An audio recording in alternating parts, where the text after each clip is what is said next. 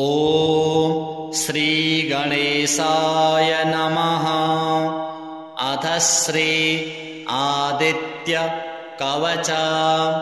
विनियोगः। ॐ अस्य श्रीमद् आदित्य कवच स्तोत्र महामन्त्रस्य याज्ञवल्क्यो महर्षिः अनुष्टुप् जगति छन्दसि घृणी इति बीजं सूर्य इति शक्तिः आदित्य इति कीलकं श्री सूर्यनारायण प्रीत्यर्थे जपे विनियोगः। उदयाचलम् आगत्य वेदरूपमनामयं तुष्टावपरया भक्त्या वालखिल्यादिभिर्वृतं देवासुरैः सदा वन्द्यं ग्रहैश्च परिवेष्टितं ध्यायन् स्तुवन् पठन्नाम यः सूर्यकवचं सदा घृणिः पातु शिरोदेशं सूर्यः फालं च पातु मे आदित्यो लोचने पातु श्रुति पातु प्रभाकरः घ्राणं पातु सदा भानुः अर्कः पातु मुखं तथा जिह्वां पातु जगन्नाथः कण्ठं पातु विभावसुः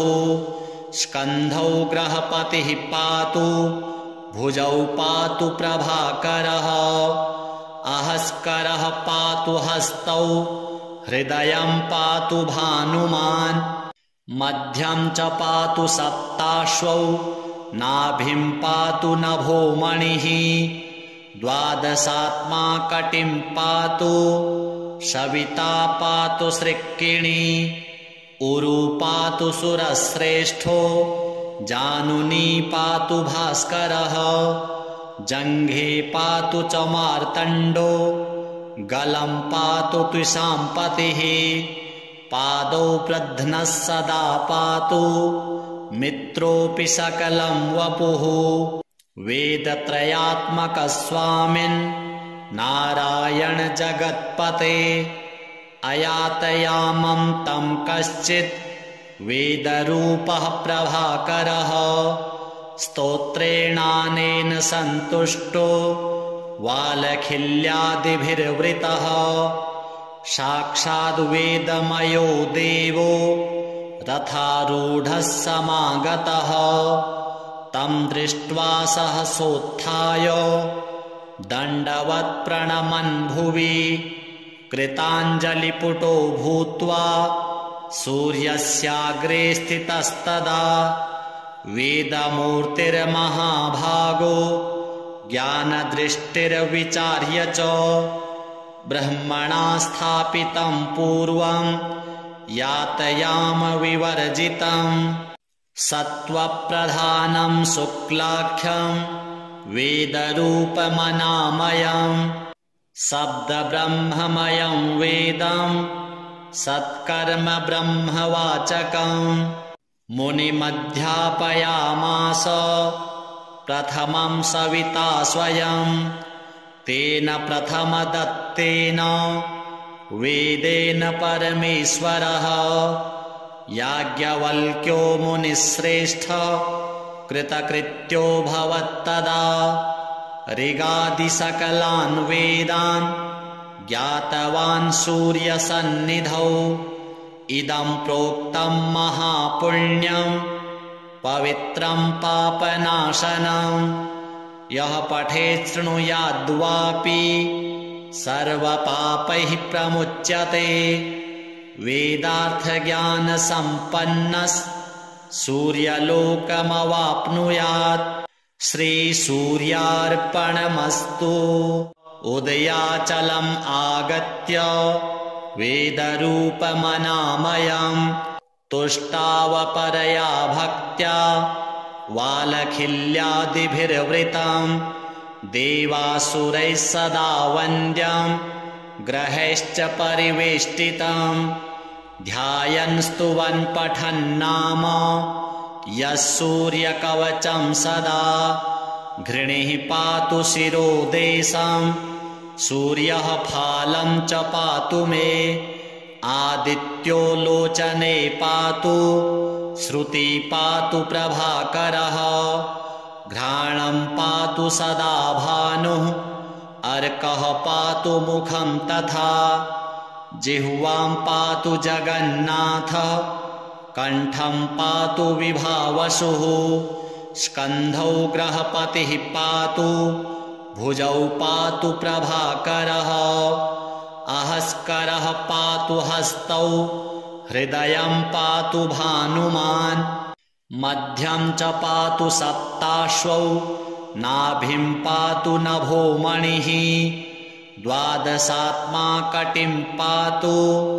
सविता पातु सृक्किणी उरु पातु सुरश्रेष्ठो जानुनी पातु भास्करः जङ्घे पातु च मार्तण्डो गलं पातु त्विषाम्पतिः पादौ प्रध्नः सदा पातु मित्रोऽपि सकलं वपुः वेदत्रयात्मकस्वामिन् नारायण जगत्पते अयातयामं तं कश्चित् वेदरूपः प्रभाकरः स्तोत्रेणानेन सन्तुष्टो वालखिल्यादिभिर्वृतः साक्षाद्वेदमयो देवो रथारूढः समागतः तं दृष्ट्वा सहसोत्थाय दण्डवत् प्रणमन् भुवि कृताञ्जलिपुटो भूत्वा सूर्यस्याग्रे स्थितस्तदा वेदमूर्तिर्महाभागो ज्ञानदृष्टिर्विचार्य च ब्रह्मणा स्थापितं पूर्वं यातयाम विवर्जितं सत्त्वप्रधानं शुक्लाख्यं वेदरूपमनामयं शब्दब्रह्ममयं वेदं सत्कर्म ब्रह्मवाचकं मुनिमध्यापयामास प्रथमं सविता स्वयं तेन प्रथमदत्तेन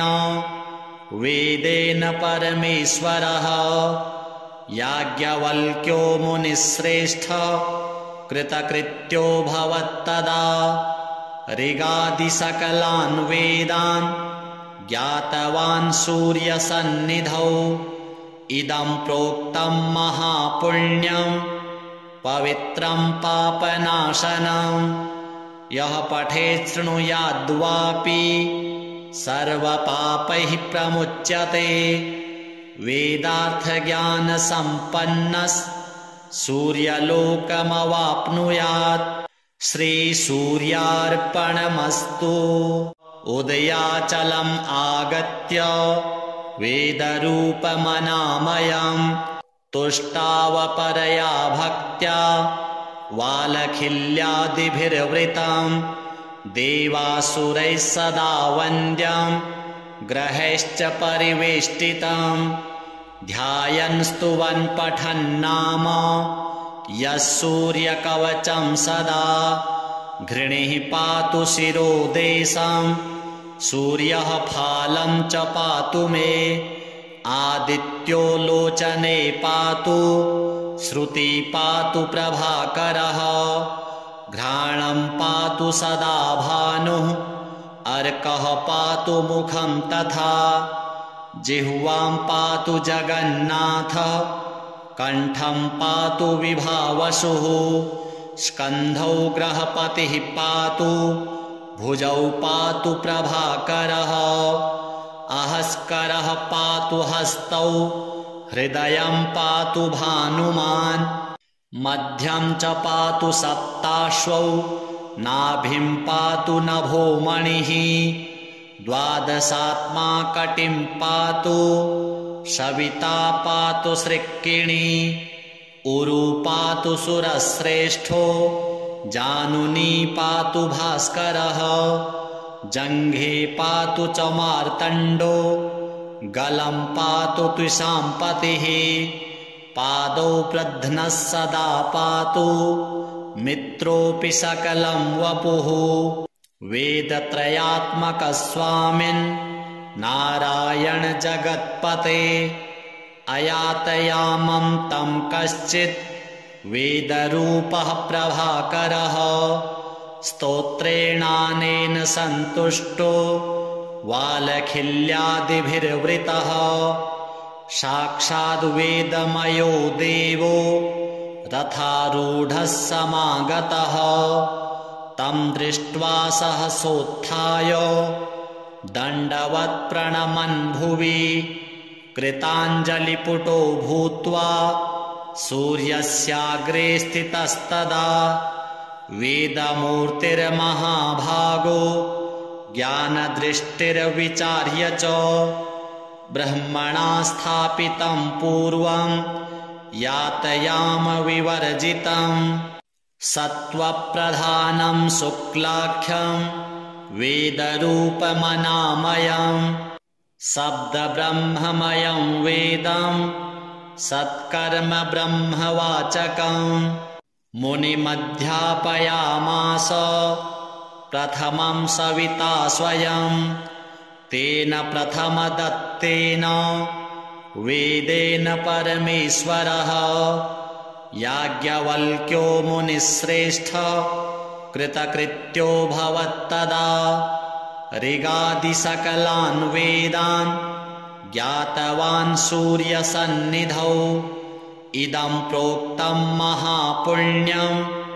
पवित्रं पापनाशनं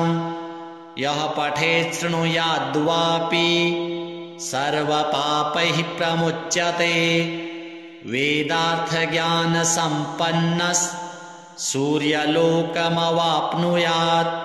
श्रीसूर्यार्पणमस्तु उदयाचलम् आगत्य वेदरूपमनामयं तुष्टावपरया भक्त्या वालखिल्यादिभिर्वृतं देवासुरैः सदा वन्द्यं ग्रहैश्च परिवेष्टितं ध्यायन् स्तुवन् पठन्नाम यः सूर्यकवचं सदा घृणिः पातु शिरोदेशं सूर्यः फालं च पातु मे आदित्यो लोचने पातु श्रुति पातु प्रभाकरः घ्राणं पातु सदा भानुः अर्कः पातु मुखं तथा जिह्वां पातु जगन्नाथः कण्ठं पातु विभावसुः स्कन्धौ ग्रहपतिः पातु भुजौ पातु प्रभाकरः अहस्करः पातु हस्तौ हृदयं पातु भानुमान् मध्यं च पातु सप्ताश्वौ नाभिं पातु नभोमणिः द्वादशात्मा कटिं पातु सविता पातु सृक्किणी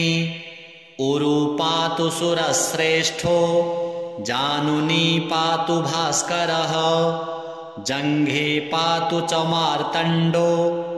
गलं पातु त्विषाम्पतिः पादौ प्रध्नः सदा पातु मित्रोऽपि सकलं वपुः वेदत्रयात्मकस्वामिन् नारायण जगत्पते अयातयामं तं कश्चित् वेदरूपः प्रभाकरः स्तोत्रेणानेन सन्तुष्टो वालखिल्यादिभिर्वृतः साक्षाद्वेदमयो देवो रथारूढः समागतः तं दृष्ट्वा सहसोत्थाय दण्डवत् प्रणमन् भुवि कृताञ्जलिपुटो भूत्वा सूर्यस्याग्रे स्थितस्तदा वेदमूर्तिर्महाभागो ज्ञानदृष्टिर्विचार्य च ब्रह्मणा स्थापितं पूर्वं यातयाम विवर्जितं सत्त्वप्रधानं शुक्लाख्यं वेदरूपमनामयं शब्दब्रह्ममयं वेदं सत्कर्म ब्रह्मवाचकम् मुनिमध्यापयामास प्रथमं सविता स्वयं तेन प्रथमदत्तेन वेदेन परमेश्वरः याज्ञवल्क्यो मुनिश्रेष्ठ कृतकृत्यो भवत्तदा ऋगादिसकलान् वेदान् ज्ञातवान् सूर्यसन्निधौ इदं प्रोक्तं महापुण्यं पवित्रं पापनाशनं यः पठेत् शृणुयाद्वापि सर्वपापैः प्रमुच्यते वेदार्थज्ञानसम्पन्नः सूर्यलोकमवाप्नुयात् श्रीसूर्यार्पणमस्तु उदयाचलम् आगत्य वेदरूपमनामयं तुष्टावपरया भक्त्या वालखिल्यादिभिर्वृतं देवासुरैः सदा वन्द्यं ग्रहैश्च परिवेष्टितं ध्यायन् स्तुवन् पठन्नाम यः सूर्यकवचं सदा घृणिः पातु शिरोदेशं सूर्यः फालं च पातु मे आदित्यो लोचने पातु श्रुति पातु प्रभाकरः घ्राणं पातु सदा भानुः अर्कः पातु मुखं तथा जिह्वां पातु जगन्नाथः कण्ठं पातु विभावसुः स्कन्धौ ग्रहपतिः पातु भुजौ पातु प्रभाकरः अहस्करः पातु हस्तौ हृदयं पातु भानुमान् मध्यं च पातु सप्ताश्वौ नाभिं पातु नभोमणिः द्वादशात्मा कटिं पातु सविता पातु सृक्किणी उरु पातु सुरश्रेष्ठो जानुनी पातु भास्करः जङ्घे पातु च मार्तण्डो गलं पातु त्विषाम्पतिः पादौ प्रध्नः सदा पातु मित्रोऽपि सकलं वपुः वेदत्रयात्मकस्वामिन् नारायण जगत्पते अयातयामं तं कश्चित् वेदरूपः प्रभाकरः स्तोत्रेणानेन सन्तुष्टो वालखिल्यादिभिर्वृतः साक्षाद्वेदमयो देवो रथारूढः समागतः तं दृष्ट्वा सहसोत्थाय दण्डवत् प्रणमन् भुवि कृताञ्जलिपुटो भूत्वा सूर्यस्याग्रे स्थितस्तदा वेदमूर्तिर्महाभागो ज्ञानदृष्टिर्विचार्य च ब्रह्मणा स्थापितं पूर्वं यातयाम विवर्जितं सत्त्वप्रधानं शुक्लाख्यं वेदरूपमनामयं शब्दब्रह्ममयं वेदं सत्कर्म ब्रह्मवाचकं मुनिमध्यापयामास प्रथमं सविता स्वयं तेन प्रथमदत्तेन वेदेन परमेश्वरः याज्ञवल्क्यो मुनिश्रेष्ठ कृतकृत्यो भवत्तदा ऋगादिसकलान् वेदान् ज्ञातवान् सूर्यसन्निधौ इदं प्रोक्तं महापुण्यं पवित्रं पापनाशनं यः पठेत् शृणुयाद्वापि सर्वपापैः प्रमुच्यते वेदार्थज्ञानसम्पन्नः सूर्यलोकमवाप्नुयात् श्रीसूर्यार्पणमस्तु उदयाचलम् आगत्य वेदरूपमनामयं तुष्टावपरया भक्त्या वालखिल्यादिभिर्वृतं देवासुरैः सदा वन्द्यं ग्रहैश्च परिवेष्टितं ध्यायन् स्तुवन् पठन्नाम यः सूर्यकवचं सदा घृणिः पातु शिरोदेशं सूर्यः फालं च पातु मे आदित्यो लोचने पातु श्रुति पातु प्रभाकरः घ्राणं पातु सदा भानुः अर्कः पातु मुखं तथा जिह्वां पातु जगन्नाथः कण्ठं पातु विभावसुः स्कन्धौ ग्रहपतिः पातु भुजौ पातु प्रभाकरः अहस्करः पातु हस्तौ हृदयं पातु भानुमान् मध्यं च पातु सप्ताश्वौ नाभिं पातु नभो मणिः द्वादशात्मा कटिं पातु सविता पातु सृक्किणी उरु पातु सुरश्रेष्ठो जानुनी पातु भास्करः जङ्घे पातु च मार्तण्डो गलं पातु त्विषाम्पतिः पादौ प्रध्नः सदा पातु मित्रोऽपि सकलं वपुः वेदत्रयात्मकः स्वामिन् नारायण जगत्पते अयातयामं तं कश्चित् वेदरूपः प्रभाकरः स्तोत्रेणानेन सन्तुष्टो वालखिल्यादिभिर्वृतः साक्षाद्वेदमयो देवो रथारूढः समागतः तं दृष्ट्वा सहसोत्थाय दण्डवत् प्रणमन् भुवि कृताञ्जलिपुटो भूत्वा सूर्यस्याग्रे स्थितस्तदा वेदमूर्तिर्महाभागो ज्ञानदृष्टिर्विचार्य च ब्रह्मणा स्थापितं पूर्वं यातयाम विवर्जितं सत्त्वप्रधानं शुक्लाख्यं वेदरूपमनामयं शब्दब्रह्ममयं वेदं सत्कर्म ब्रह्मवाचकं मुनिमध्यापयामास प्रथमं सविता स्वयं तेन प्रथमदत्तेन वेदेन परमेश्वरः याज्ञवल्क्यो मुनिश्रेष्ठ कृतकृत्यो भवत्तदा ऋगादिसकलान् वेदान् ज्ञातवान् सूर्यसन्निधौ इदं प्रोक्तं महापुण्यं पवित्रं पापनाशनं यः पठेत् शृणुयाद्वापि सर्वपापैः प्रमुच्यते वेदार्थज्ञानसम्पन्नः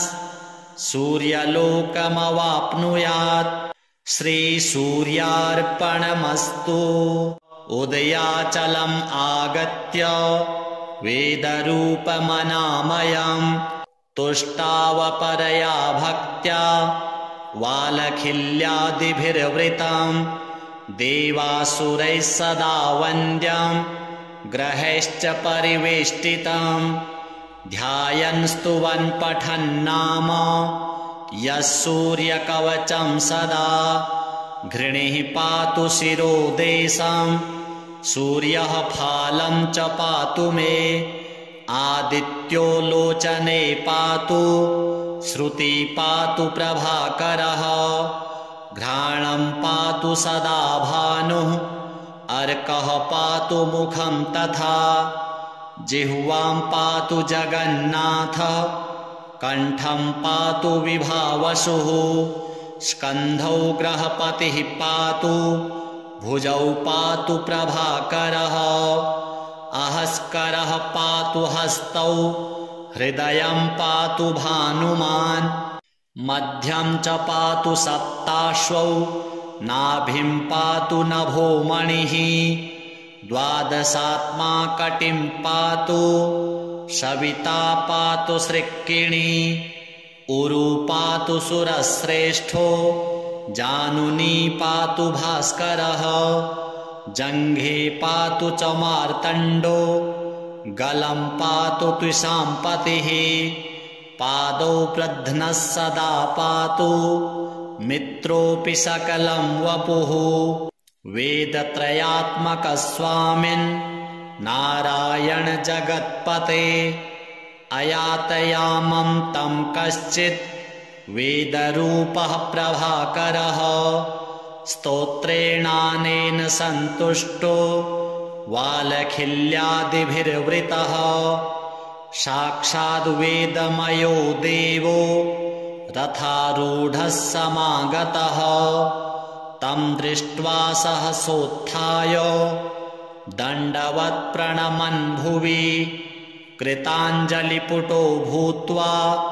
सूर्यस्याग्रे स्थितस्तदा वेदमूर्तिर्महाभागो ज्ञानदृष्टिर्विचार्य च ब्रह्मणा स्थापितं पूर्वं यातयामविवर्जितं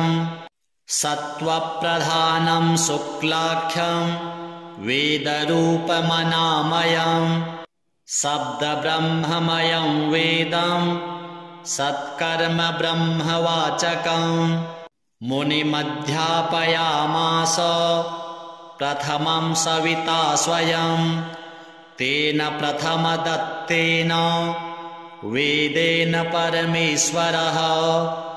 याज्ञवल्क्यो मुनिश्रेष्ठ कृतकृत्यो भवत्तदा ऋगादिसकलान् वेदान् ज्ञातवान् सूर्यसन्निधौ इदं प्रोक्तं महापुण्यं पवित्रं पापनाशनं यः पठेत् शृणुयाद्वापि सर्वपापैः प्रमुच्यते वेदार्थज्ञानसम्पन्नः सूर्यलोकमवाप्नुयात् श्रीसूर्यार्पणमस्तु उदयाचलम् आगत्य वेदरूपमनामयं तुष्टावपरया भक्त्या वालखिल्यादिभिर्वृतं देवासुरैः सदा वन्द्यं ग्रहैश्च परिवेष्टितं ध्यायन् स्तुवन् पठन्नाम यः सूर्यकवचं सदा घृणिः पातु शिरोदेशं सूर्यः फालं च पातु मे आदित्यो लोचने पातु श्रुति पातु प्रभाकरः घ्राणं पातु सदा भानुः अर्कः पातु मुखं तथा जिह्वां पातु जगन्नाथः कण्ठं पातु विभावसुः स्कन्धौ ग्रहपतिः पातु भुजौ पातु प्रभाकरः अहस्करः पातु हस्तौ हृदयं पातु भानुमान् मध्यं च पातु सप्ताश्वौ नाभिं पातु नभोमणिः द्वादशात्मा कटिं पातु सविता पातु सृक्किणी उरु पातु सुरश्रेष्ठो जानुनी पातु भास्करः जङ्घे पातु च मार्तण्डो गलं पातु त्विषाम्पतिः पादौ प्रध्नः सदा पातु मित्रोऽपि सकलं वपुः वेदत्रयात्मकः स्वामिन् नारायण जगत्पते अयातयामं तं कश्चित् वेदरूपः प्रभाकरः स्तोत्रेणानेन सन्तुष्टो वालखिल्यादिभिर्वृतः साक्षाद्वेदमयो देवो रथारूढः समागतः तं दृष्ट्वा सहसोत्थाय दण्डवत् प्रणमन् भुवि कृताञ्जलिपुटो भूत्वा सूर्यस्याग्रे स्थितस्तदा वेदमूर्तिर्महाभागो ज्ञानदृष्टिर्विचार्य च ब्रह्मणा स्थापितं पूर्वं यातयामविवर्जितं सत्त्वप्रधानं शुक्लाख्यं वेदरूपमनामयं शब्दब्रह्ममयं वेदं सत्कर्म ब्रह्मवाचकं मुनिमध्यापयामास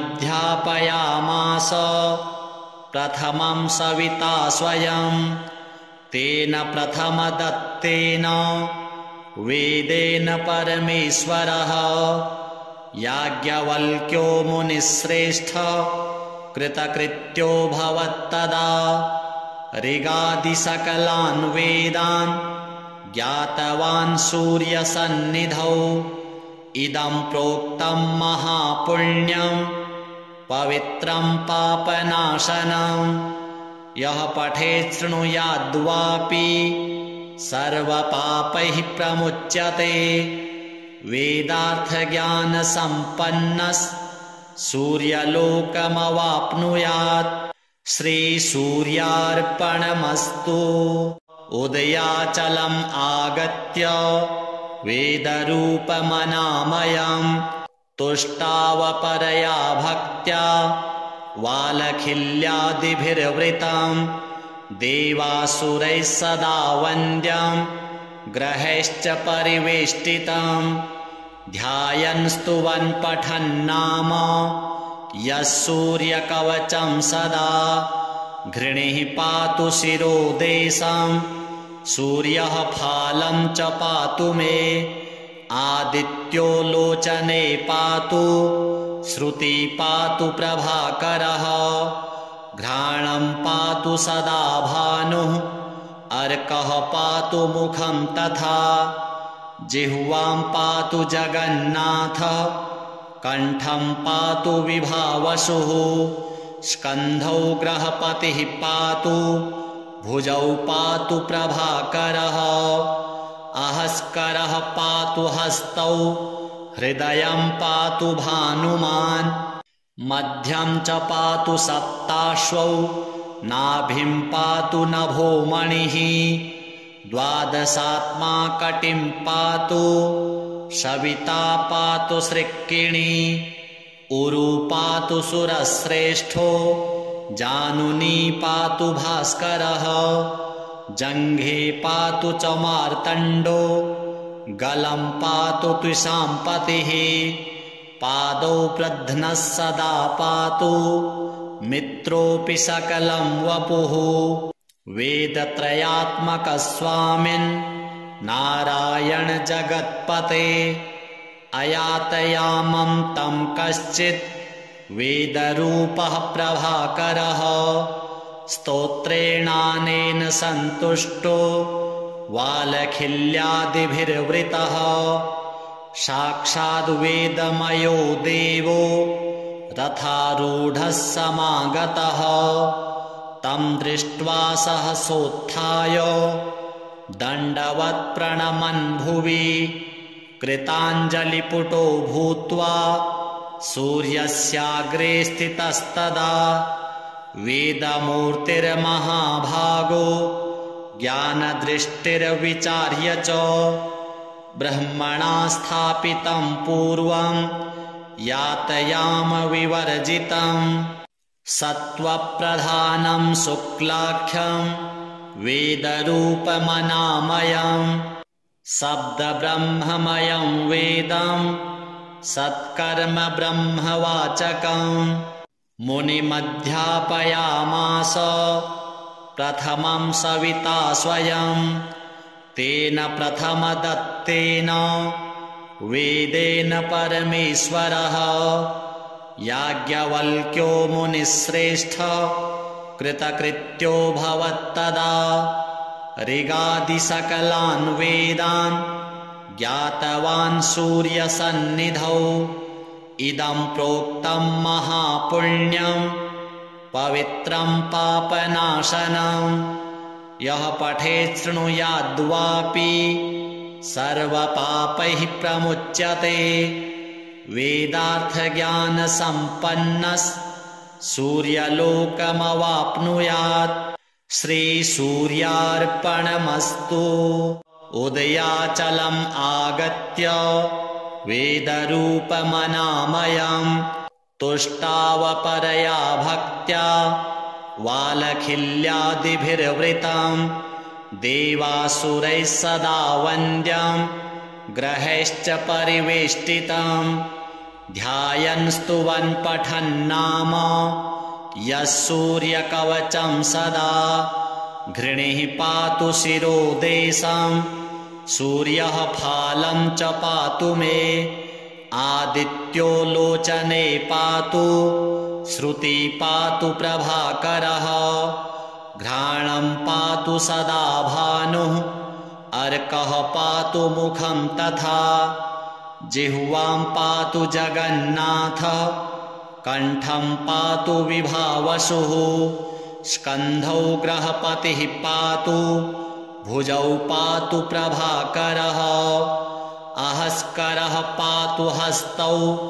हृदयं पातु भानुमान् मध्यं च पातु सप्ताश्वौ नाभिं पातु नभोमणिः द्वादशात्मा कटिं पातु सविता पातु सृक्किणी उरु पातु सुरश्रेष्ठो जानुनी पातु भास्करः जङ्घे पातु च मार्तण्डो गलं पातु त्विषाम्पतिः पादौ प्रध्नः सदा पातु मित्रोऽपि सकलं वपुः वेदत्रयात्मकस्वामिन् नारायण जगत्पते अयातयामं तं कश्चित् वेदरूपः प्रभाकरः स्तोत्रेणानेन सन्तुष्टो वालखिल्यादिभिर्वृतः साक्षाद्वेदमयो देवो रथारूढः समागतः तं दृष्ट्वा सहसोत्थाय दण्डवत् प्रणमन् भुवि कृताञ्जलिपुटो भूत्वा सूर्यस्याग्रे स्थितस्तदा वेदमूर्तिर्महाभागो ज्ञानदृष्टिर्विचार्य च ब्रह्मणा स्थापितं पूर्वं यातयाम विवर्जितं सत्त्वप्रधानं शुक्लाख्यं वेदरूपमनामयं शब्दब्रह्ममयं वेदं सत्कर्म ब्रह्मवाचकं मुनिमध्यापयामास प्रथमं सविता स्वयं तेन प्रथमदत्तेन वेदेन परमेश्वरः याज्ञवल्क्यो मुनिश्रेष्ठ कृतकृत्यो भवत्तदा ऋगादिसकलान् वेदान् ज्ञातवान् सूर्यसन्निधौ इदं प्रोक्तं महापुण्यं पवित्रं पापनाशनं यः पठेत् शृणुयाद्वापि सर्वपापैः प्रमुच्यते वेदार्थज्ञानसम्पन्नः सूर्यलोकमवाप्नुयात् श्रीसूर्यार्पणमस्तु उदयाचलम् आगत्य वेदरूपमनामयं तुष्टावपरया भक्त्या वालखिल्यादिभिर्वृतं देवासुरैः सदा वन्द्यं ग्रहैश्च परिवेष्टितं ध्यायन् स्तुवन् पठन्नाम यः सूर्यकवचं सदा घृणिः पातु शिरोदेशं सूर्यः फालं च पातु मे आदित्यो लोचने पातु श्रुति पातु प्रभाकरः घ्राणं पातु सदा भानुः अर्कः पातु मुखं तथा जिह्वां पातु जगन्नाथः कण्ठं पातु विभावसुः स्कन्धौ ग्रहपतिः पातु भुजौ पातु प्रभाकरः अहस्करः पातु हस्तौ हृदयं पातु भानुमान् मध्यं च पातु सप्ताश्वौ नाभिं पातु नभोमणिः द्वादशात्मा कटिं पातु सविता पातु सृक्किणी उरु पातु सुरश्रेष्ठो जानुनी पातु भास्करः जङ्घे पातु च मार्तण्डो गलं पातु त्विषाम्पतिः पादौ प्रध्नः सदा पातु मित्रोऽपि सकलं वपुः वेदत्रयात्मकः स्वामिन् नारायण जगत्पते अयातयामं तं कश्चित् वेदरूपः प्रभाकरः स्तोत्रेणानेन सन्तुष्टो वालखिल्यादिभिर्वृतः साक्षाद्वेदमयो देवो रथारूढः समागतः तं दृष्ट्वा सहसोत्थाय दण्डवत् प्रणमन् भुवि कृताञ्जलिपुटो भूत्वा सूर्यस्याग्रे स्थितस्तदा वेदमूर्तिर्महाभागो ज्ञानदृष्टिर्विचार्य च ब्रह्मणा स्थापितं पूर्वं यातयामविवर्जितं सत्त्वप्रधानं शुक्लाख्यं वेदरूपमनामयं शब्दब्रह्ममयं वेदं सत्कर्म ब्रह्मवाचकं मुनिमध्यापयामास प्रथमं सविता स्वयं तेन प्रथमदत्तेन वेदेन परमेश्वरः याज्ञवल्क्यो मुनिश्रेष्ठ कृतकृत्यो भवत्तदा ऋगादिसकलान् वेदान् ज्ञातवान् सूर्यसन्निधौ इदं प्रोक्तं महापुण्यं पवित्रं पापनाशनं यः पठेत् शृणुयाद्वापि सर्वपापैः प्रमुच्यते वेदार्थज्ञानसम्पन्नः